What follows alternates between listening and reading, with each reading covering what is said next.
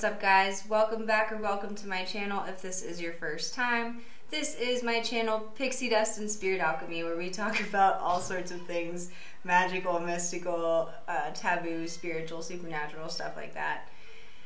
My cat is meowing in the background like crazy. She wants to go outside so bad, and I can't let her out while I'm recording a video because I have to supervise her, so I apologize. Well, I mean, you know, you may hear a cat meowing in the background. Probably not because she's a little bit far away, but that's why I was looking over there at first. So guys, today's video, I wanted to discuss the best times and the worst times to do magic.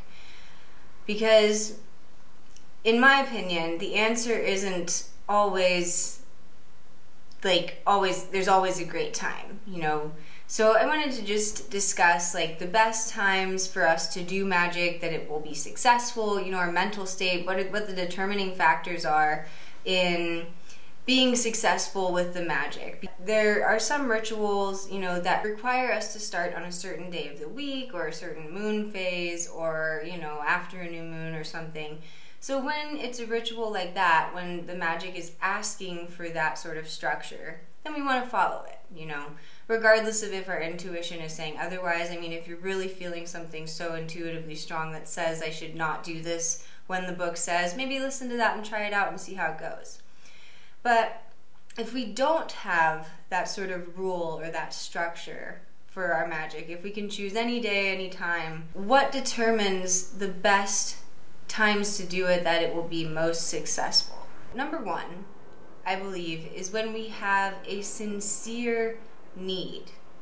You know, when we have a need for a job, a need for a material item, a need for something within ourselves to improve.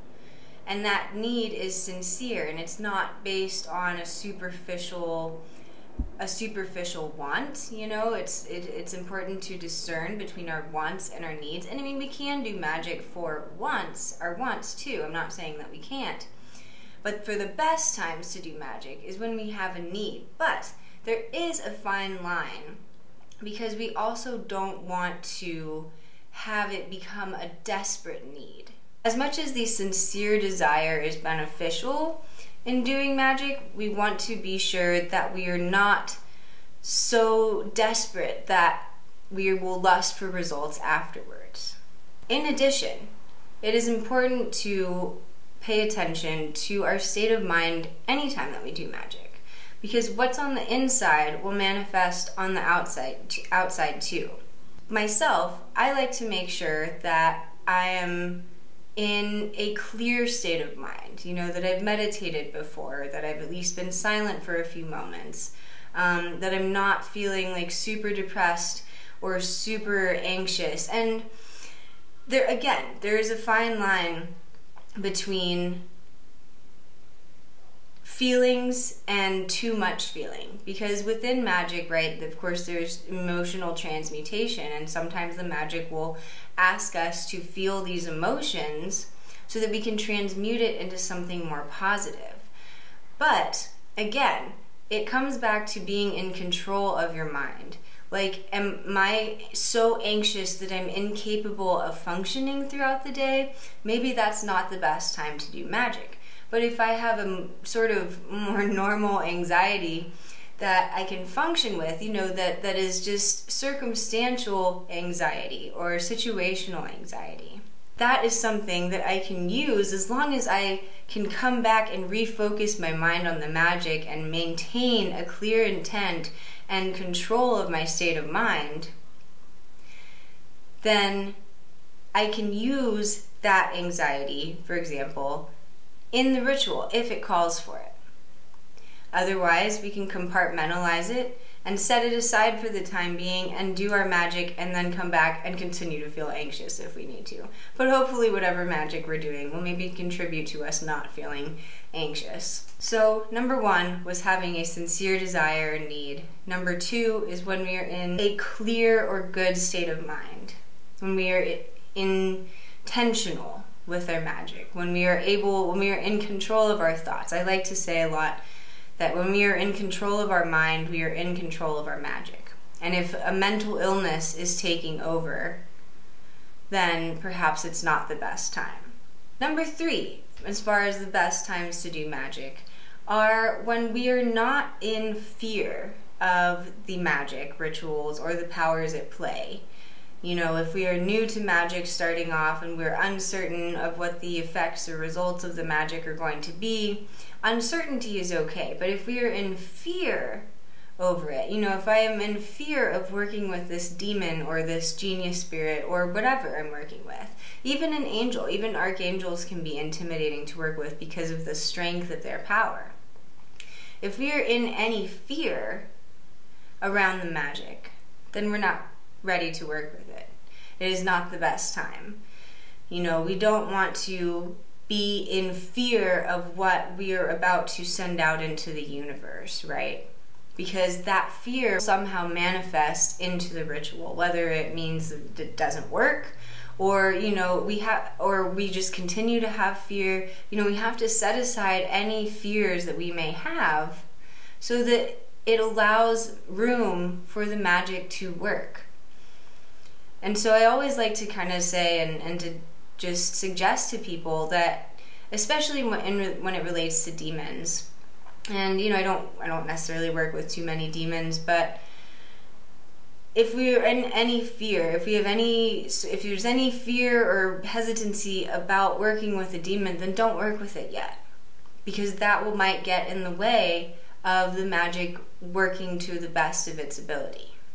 And it takes away from our trust that the magic can work for us and is working for us. So that was number 3. And then the 4th time is kind of like I said in the beginning, when a ritual calls for a certain moon phase, planetary alignment, or anything of that sort. You know, usually the book will say so, you know, or if that's something that we want to intuitively interpret and just consistently do our magic on a certain day of the week, as long as these other factors, you know, as long as we're in that clear state of mind, as long as we have a sincere need and desire, and as long as we are not in fear, then we can do it at a full moon or a new moon or whatever, you know. That is flexible if there's not that structured rule. Now, the worst times to do magic are kind of just the opposite of the best times, right? Because we don't want to be mentally ill and doing magic. And I say this, but yet I notice not a lot, but in the occult world there are some people who are mentally ill that do magic. And I'm not saying they shouldn't, you know. I don't know how successful their magic is. I don't know, you know, but for me, this is personally what I have found are the best times to do magic. If my mental illness is in control of me, then I shouldn't do it. If I am in control of my mental illness or my mind, then yes, I can. Another worst time is when we are so desperate for results that we want to rush the magic, especially when it's something like success magic or wealth magic that takes time. You know, it takes patience and effort. Like, success doesn't necessarily just happen overnight. We have to put in that work and show the magic that we are willing to work. And if we are doing these long rituals and we are lusting for the results and impatient and just wishing that it would go by faster, then that energy is exuding into the magic, right? It takes patience and open-mindedness, and as well as a strong intention. And so, again, another worst time to do magic is when we are in fear of the magic. You know, I don't think that the key to overcoming a fear of magic is just doing the scariest ritual. If you are new to magic, I would suggest finding a small ritual that you feel comfortable doing, and eventually maybe your mind will open, your heart will open, whatever, to doing more magic. But we shouldn't necessarily do something that puts us outside our comfort zone, because then it won't work the best for us. Again, not saying that it won't work, but why would we want to do that if it's really going to not have necessarily a positive effect on our lives and the outcome? There's a lot of fine lines when it comes to the best and the worst times to do magic, because I could say that really do it anytime, you know, do it anytime. Like, you have the availability, the accessibility to do it, the means of doing it, then do it anytime. But for successful magic, for intentional magic, for magic that isn't bending the will of others or harming others unless it's justified, then we want to make sure that we are good, that we are centered, that we are protected, that we are strong in our intention and our focus and our clarity, so that our magic will be the same. Because whatever this state of mind or being will result in the magic. So the more centered and focused that we are, the better our magic might be. And this could be said for more than just magic, right? This could be said for like meditation. It could be said for any manifestation work. It could be said for practicing, a skill. Tune in with yourself and see how you're feeling first. I will say to conclude that there is a lot of flexibility in when we do magic. If all those things are in check, if we have a sincere desire, a sincere need, if we're in a good state of mind, if we know what we want and are willing to put in the work to get it, then go for it. There's nothing that can stop you. The only thing that can stop you is yourself. So I hope that this video was helpful to some people. Maybe you learned something new, or maybe you were just reminded of something, because it is important to not be greedy with the magic, I think, and have a pure intention. At least that's how I like to go about my magic. I know people are different. You'll find a lot in the occult world. So I'm not speaking for everyone necessarily, but I may be speaking for a lot of people. So thank you guys for taking the time to watch this video. It's been a couple weeks. I was out of town traveling for a little bit, so I haven't been as consistent with posting videos, but I will be back on track with that, and we'll be doing videos hopefully once a week again. I hope everyone has had a wonderful August. The summer has really gone by fast. But I hope everyone's had a wonderful summer.